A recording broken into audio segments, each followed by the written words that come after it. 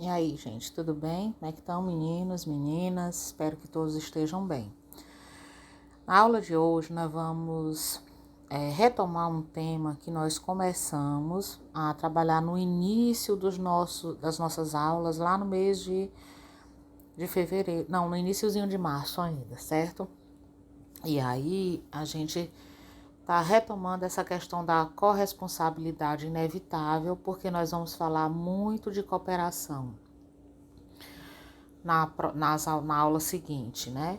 E vamos falar também do quanto não somos pessoas autossuficientes, tá certo? Então a gente vai fazer essa leitura do texto.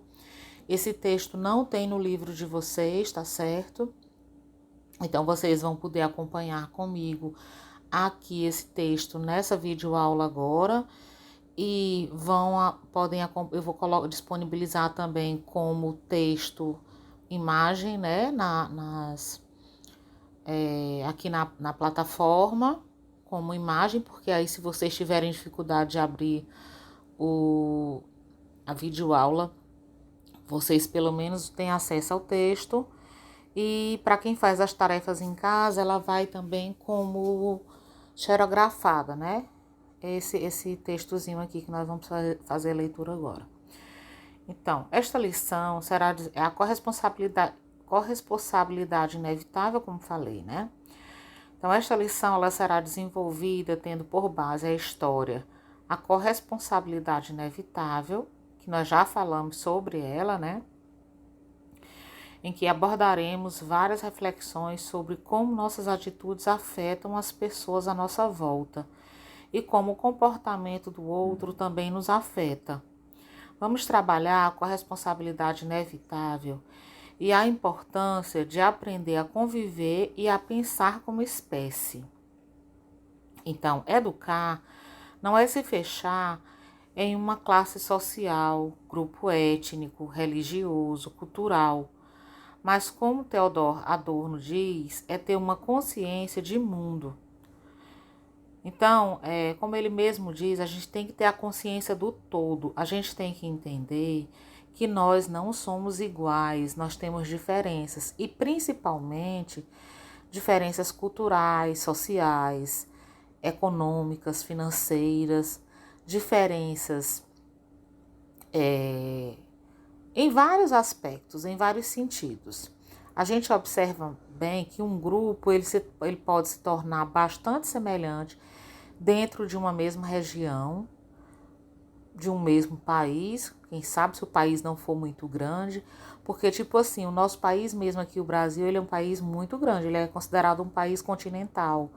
E nós temos sub-regiões, né, dentro do nosso país, que são vocês já sabem, com certeza, estudam geografia e já sabem, né? Essas divisões por região no Brasil: Sul, Sudeste, Centro-Oeste, Norte, Nordeste. Então, cada uma dessas regiões tem suas peculiaridades, tem suas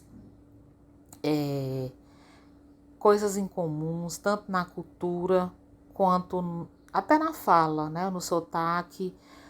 E mesmo dentro de uma região já existem diferenças de sotaque. A gente observa aqui mesmo no Nordeste. Nós temos o Maranhão, o Piauí e o Ceará, que tem um sotaque mais unificado. Aí a gente pega estados como Rio Grande do Norte, a Paraíba, Pernambuco, Alagoas, Sergipe, que já tem aquele sotaque que é um pouco diferenciado do nosso, mas que é semelhante entre eles mesmos.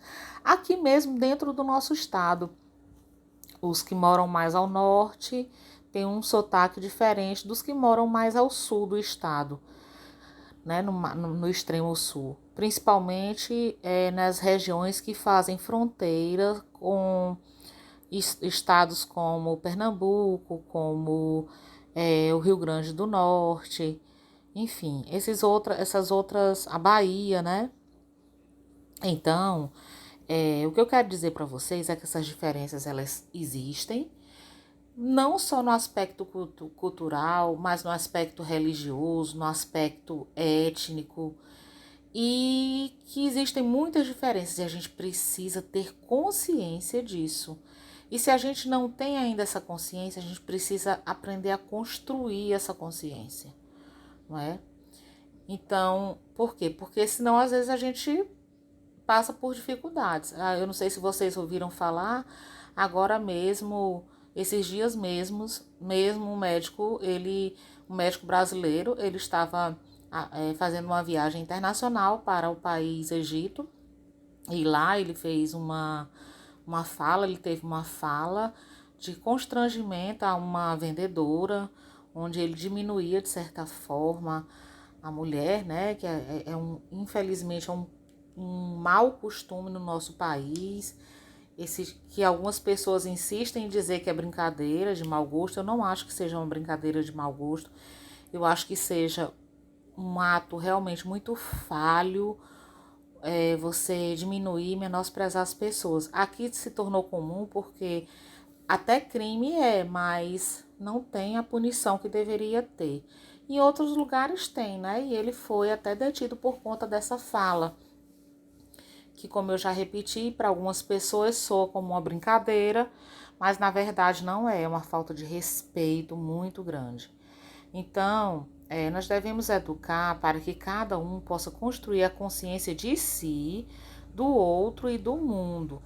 E para que cada um de vocês, né, cada aluno, possa compreender como a vida nos interliga a todos, seres humanos e meio ambiente. Porque todos nós aqui, enquanto seres humanos, somos da mesma espécie.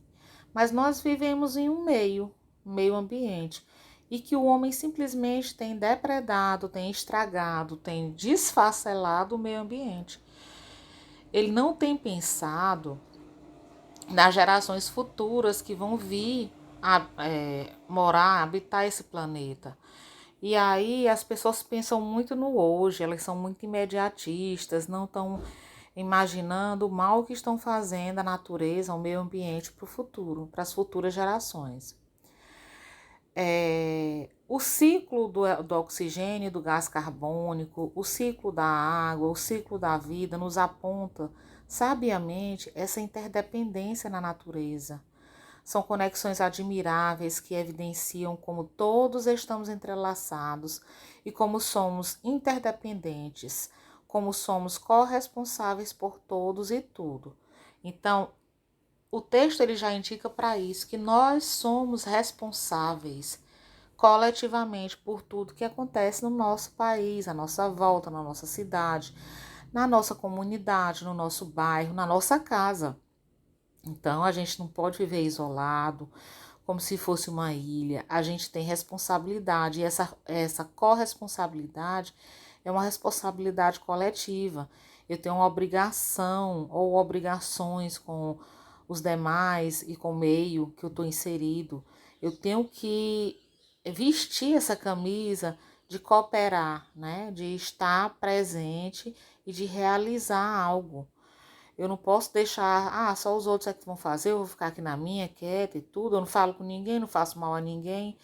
Mas não é só isso, não é não só não fazer, é fazer sim, e fazer para ajudar o todo, não é? O meio. Então, é imperioso que possamos permitir às novas gerações que se conscientizem dessa questão. A corresponsabilidade, ela é inevitável. Fazemos todos parte da grande teia da vida. Então, nós estamos realmente interligados. Não tem como dizer, não estou fazendo, não estou nem aí, não vou fazer minha parte. Deixa quem quiser que vai, resolva seus BOs, como muita gente diz por aí. Mas as coisas não funcionam assim, gente. Nós temos cada um de nós tem que ter essa responsabilidade, ou melhor dizendo, essa corresponsabilidade. E ela é inevitável. Então, o outro aspecto a ser trabalhado é a cooperação e seus desdobramentos. É importante destacar que o ser humano não nasce sociável, tampouco nasce predisposto a colaborar. Então, gente, isso aí realmente é algo que a gente aprende. Então, a gente não nasce sociável, não. A gente nasce um ser individual, mas que com o decorrer do tempo, na fase da infância, a gente tem que aprender, a gente é ensinado e nós devemos ensinar os nossos pequenos, os nossos filhos, os nossos parentes, bebês, pequenos ainda, a cooperar. Não é porque o ser humano, ele nasce sozinho, individualmente. Né? Mesmo os que nascem gêmeos, trigêmeos, mas ele é um ser único. Cada um de nós nós somos seres únicos. Então, quando a gente nasce realmente individualmente. E a gente aprende a ser pessoas cooperativas. A gente aprende a ser pessoas que vão ter essa corresponsabilidade inevitável. Quanto antes começar esse ensinamento dentro do seio familiar, melhor. Porque quando você sair daquele nicho, né? Daquela situação, daquela redoma familiar, você vai estar em condições de conviver com os outros, respeitando as diferenças, mas ajudando no todo, certo? Então, ao longo da vida, ele desenvolve sua sociabilidade, sua conscientização sobre o outro, sua capacidade de participação e colaboração. Aprende a trabalhar em equipe, a identificar uma necessidade social e a colaborar pelo bem comum. São exercícios que devemos ser convidados a praticar desde a mais tenra idade. Então, como eu disse, desde o início, né? Para desenvolvermos a consciência e a capacidade de colaborar, é preciso cortar as raízes da inveja, do ciúme, da competição predatória e da necessidade neurótica de estar sempre certo. Gente, isso aqui é uma coisa que está, às vezes, arraigada na gente e é uma coisa que a gente aprende também com os outros. A questão do egoísmo, dessa competição arraigada, de querer ser sempre melhor do que o outro, de mostrar essa capacidade, de mostrar que você é o melhor. Para que isso, gente? Nós somos seres inacabados, que estamos sempre aprendendo, somos seres em construção. Então, nós temos que entender que nós não sabemos tudo. Nós não nascemos sabendo nada, nós vamos aprendendo no decorrer da vida. E às vezes, algumas pessoas, em alguns aspectos, conhecem mais do que eu. E em outros eu posso conhecer mais, mas em outros aspectos eu posso conhecer menos. Isso não tem nada de errado. E é tão bom a gente aprender. O conhecimento ele é uma troca, certo? Então, a gente tem que deixar o egoísmo de lado para sermos seres cooperativos e para desenvolvermos essa corresponsabilidade inevitável, nós precisamos deixar o egoísmo trancado, fechado, certo? Temos que deixar a inveja, o ciúme fechados também. Nós não vivemos bem dessa forma. Então é necessário travar uma saudável batalha consigo mesmo. Você vai ter que refletir com você mesmo, guardar o que de mais ruim existe de pensamento em você, para que isso não lhe atrapalhe, para que isso não lhe traga coisas ruins, tá certo? Pensamentos ruins. Então é imprescindível aprendermos a não sermos autossuficientes. Gente, é muito difícil nós sermos autossuficientes. A gente está sempre precisando do outro. Não adianta. Você adoece, você precisa tomar um remédio. Ah, eu vou farmar sozinho, eu me cuido só. Mas quem fez o remédio? Foi você? Não foi você. Quem lhe vendeu o remédio? Foi você? Não, não foi você. Alguém desenvolveu esse produto para você. Se ninguém tivesse feito isso, você não ia se tratar. Precisou ir ao médico? Quem lhe levou? Foi seu pai? Foi sua mãe? Foi uma avó? Alguém tá ali perto de você? Ah, não, eu fui só, eu sou muito bem resolvida, eu faço minhas coisas sozinhas. Não, gente. Você tá sempre precisando do outro. Vai comprar alguma coisa? Precisa de quem lhe atenda.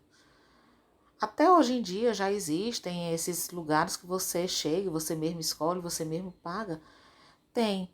Mas quem foi que emitiu o cartão para você? Você teve que pedir a alguém ou alguma instituição. Alguém teve que emitir essa lá na outra ponta da linha telefônica ou de uma conversa no chat. Alguém teve que tomar um ato favorecendo você de alguma forma.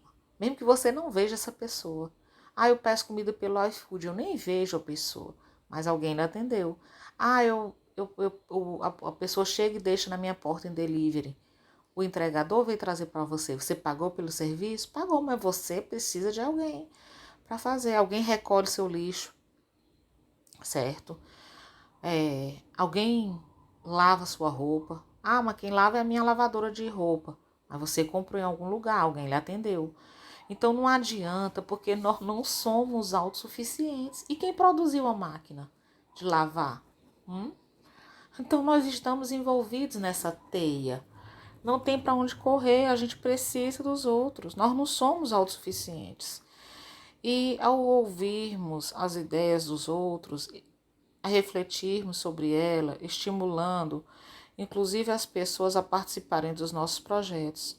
Então, para aprendermos a colaborar, é essencial aprendermos a dividir o barco de nossa história com nossos instintos e adentramentos do barco do outro. A gente precisa também conhecer um pouco do outro, né? Tá junto. Então é essencial compreendermos que há momentos em que carregamos do outro e que em outros eles nos carregam. Precisamos conduzir nossos jovens a romper os grilhões do individualismo. Então, nós não somos autossuficientes e nem devemos ser individualistas, tá certo? A gente tem que sempre pensar mesmo, realmente no bem coletivo. Não adianta, tá bom? Então, a gente precisa vencer o seu egoísmo, né? Nós precisamos vencer os nossos egoísmos e enfrentar seus preconceitos. Levá-los a compreender que o outro faz parte do que somos e que juntos fazemos parte da espécie humana e que ainda que não estejamos diretamente ligados a todos o tempo todo, né, que a gente não está, as nossas atitudes individuais interferem no coletivo, na construção social. Então, eu tenho que entender que mesmo que as minhas ações elas não estejam voltadas para o outro, que eu ainda assim queira ser aquela pessoa individualista, muitas vezes elas vão impactar na vida do outro. Porque, por exemplo, eu moro numa casa. Na minha casa com meus pais, meus irmãos, e eu não coopero em nada. Eu não levo um lixo para fora, eu não encho uma garrafa, eu não lavo uma louça, ou eu não limpo uma casa, não ajudo em absolutamente nada. Não, eu já estou estudando, já estou fazendo muita coisa. Mas se você deixa de fazer algo que você pode contribuir para o bem-estar de todos, você vai impactar na vida do outro, porque o outro vai ter que fazer tudo por você. Então, isso não é saudável, tá certo, gente? Então, nós temos que pensar nisso. Desculpem a invasão da tela. E concluindo mais esse textozinho aqui, do Roger Gardner, ele fala, ainda continua falando sobre essa questão da corresponsabilidade inevitável, da cooperação, né? Mas de uma forma genérica. Então, o que ele diz? Ele diz o seguinte, que as culturas se defrontam com a opção de selecionar como uma unidade principal de análise o eu individual, a família nuclear ou uma entidade muito maior, que é a comunidade, uma nação. Então, vocês vejam aí, né, que ele que a todas as culturas elas se defrontam com isso, com essa unidade principal de análise, né? Que é você mesmo, o individual, a família nuclear, você, os membros da sua família todos, ou uma entidade que é muito maior, que é a comunidade, o bairro que você vive, a nação, enfim. Então, através dessa escolha, as culturas determinam, mais ainda ditam, a extensão no qual o indivíduo examina-se internamente ou olha para fora em direção aos outros. O que é que ele está querendo dizer com isso, gente?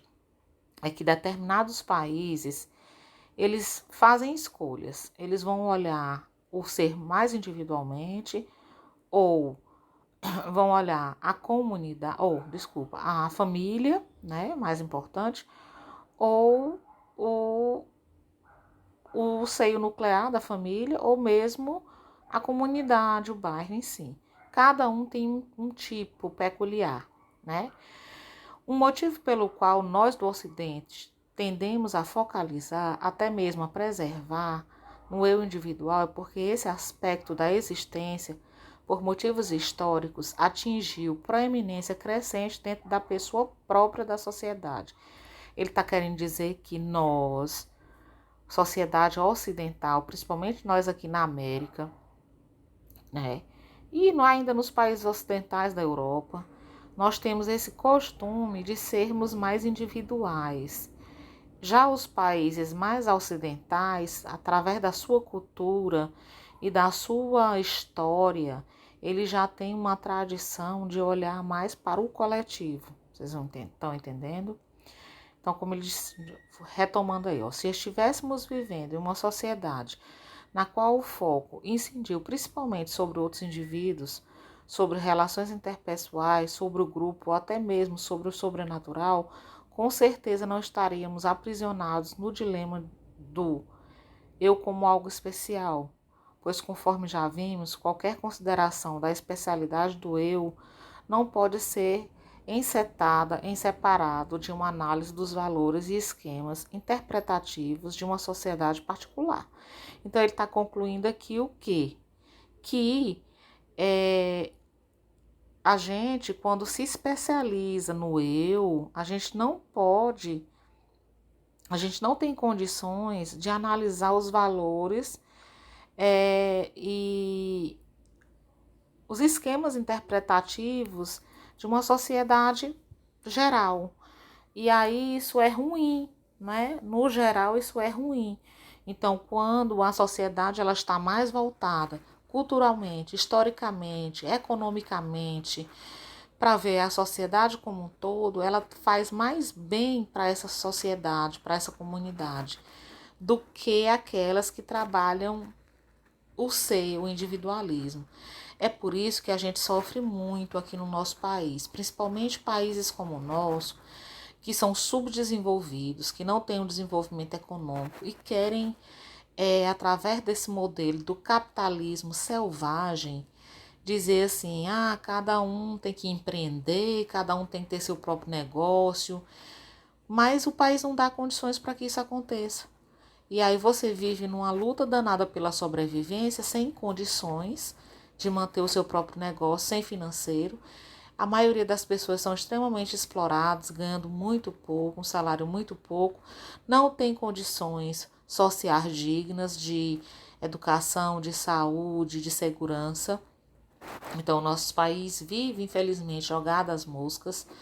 Por quê? Porque é uma sociedade que ainda está voltada para o lado individual. As pessoas não pensam no bem-estar coletivo, no bem-estar comum. E a gente vê muito isso no nosso país em relação até à vacinação. Você fura a fila da vacina, você não quer saber se o outro está precisando mais do que você, se você é doente ou se não está, se você arranjar um meio, você vai fazer. Eu furo a fila do banco, eu furo a fila na saúde, eu dou um jeitinho porque eu conheço um médico não sei da onde. Você está sempre pensando mais no seu bem-estar.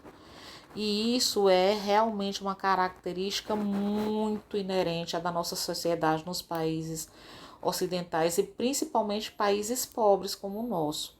Pobres no sentido de quê? Não é no PIB, no produto interno bruto da economia. É pobre no sentido porque somos extremamente desiguais. Os ricos no nosso país, eles são ricos, ricos, ricos, ricos, muito ricos, e é uma pequena parcela da sociedade. E eles não voltam os olhos para a grande maioria da população que passa muita necessidade. Deu para entender? Então, gostaria que vocês refletissem muito sobre isso, para vocês fazerem a tarefa que vai estar atrelada a esses textos aí, tá certo? Um beijo grande e até a próxima.